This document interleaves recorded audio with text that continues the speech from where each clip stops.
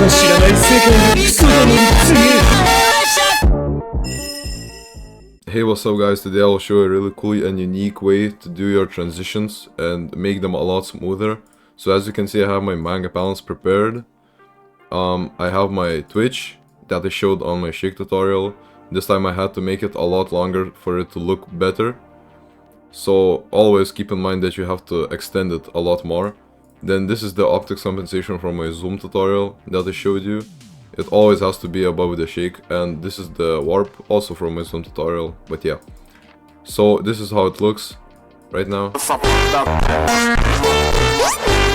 So this is all separate, right? Now we have to pre-compose all of this for it to look good. So I'm gonna pre-compose the null, the shake, and the warp. So we should get one file like this.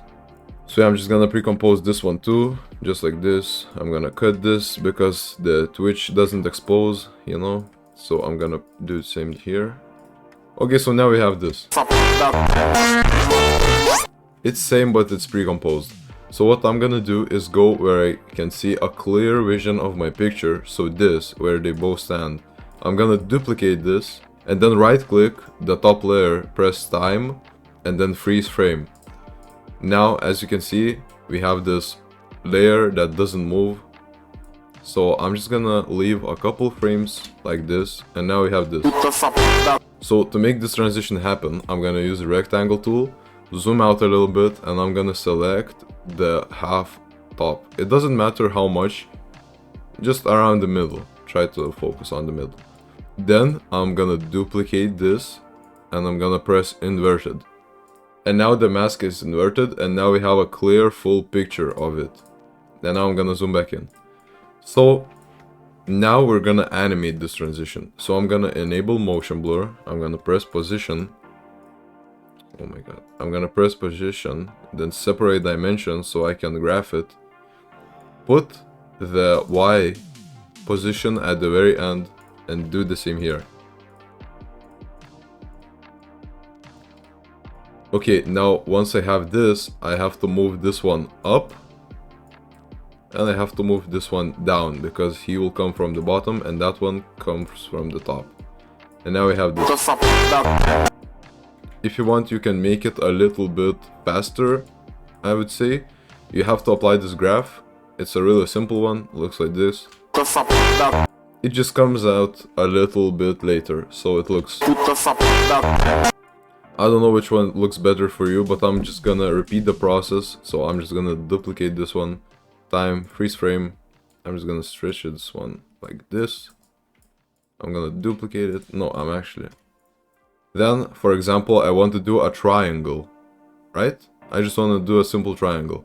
I'm gonna click here with the mask tool. I'm gonna click here, and then connect it. Now I have this weird triangle. I'm gonna duplicate this. Press M and inverted. Now we have this, and now we have this triangle transition effect. Then I'm gonna press position, separate dimensions on both of these. And because this is coming from the sides, I'm gonna keyframe the X, and I'm gonna put this to the very end. Then I'm just gonna push this one to the side, and this one also to the side, until I can't see him anymore. So like this. I'm gonna put these frames forward and enable motion blur, and now we have something like this. I don't know, you can make it look faster by using this graph.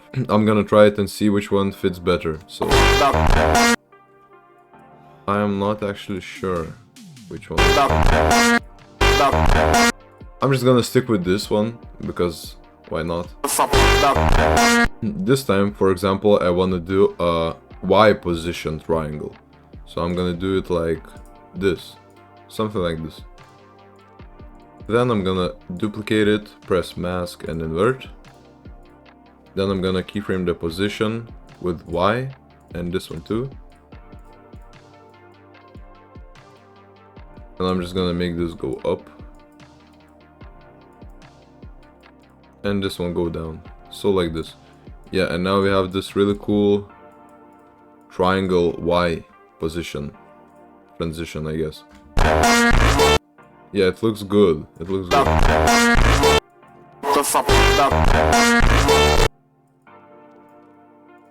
or we can make it a lot faster. So like this, something like this.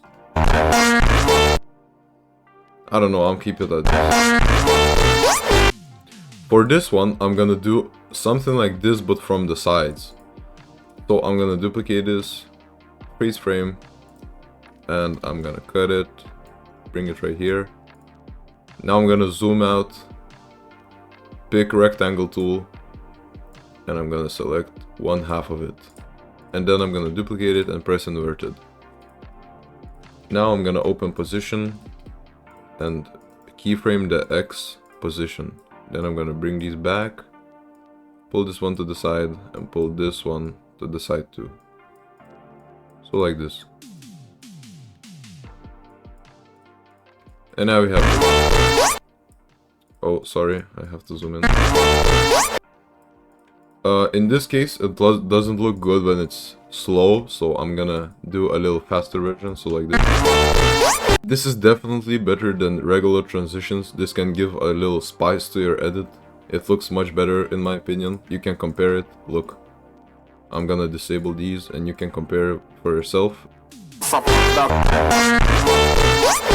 So these are the plain simple transitions and this is with. In my opinion, these are way more entertaining and fun to watch. These are way more satisfying. I use these transitions a lot, so yeah. And also there was one guy who wanted my flow library, so I'll be sure to add it in the description for this video. So all you have to do is press import library and then select your file, and that's it. And then you have my graphs. So yeah, thank you all so much for watching. Peace out.